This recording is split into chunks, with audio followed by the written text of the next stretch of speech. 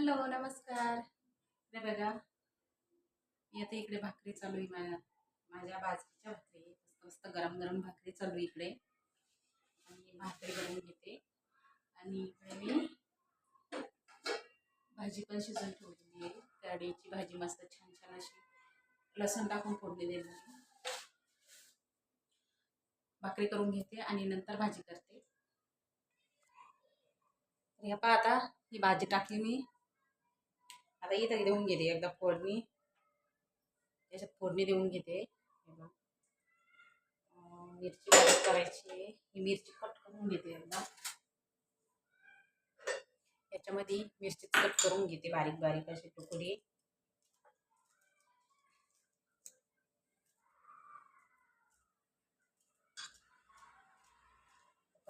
स्वयंपाक झालाय आता. भाकरी गिकरी झाल्यात आता.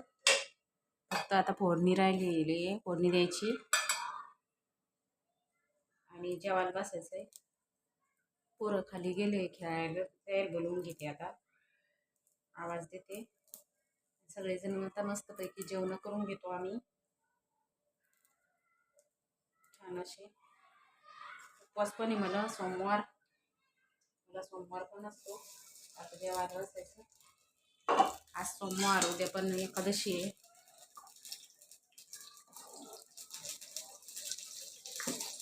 पायी आलं पाहिजे, उकळी पण आलेली भाजीला आता मस्तपैकी. या पाहता ही फोडणी यामध्ये घालून घेते आता मी. मस्त छान अशी फोडणी घालून घेतली.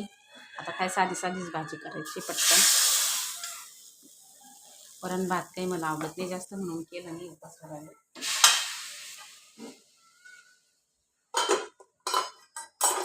मस्तपैकी कढीची भाजी आणि बाजरीच्या भाकरी आहे.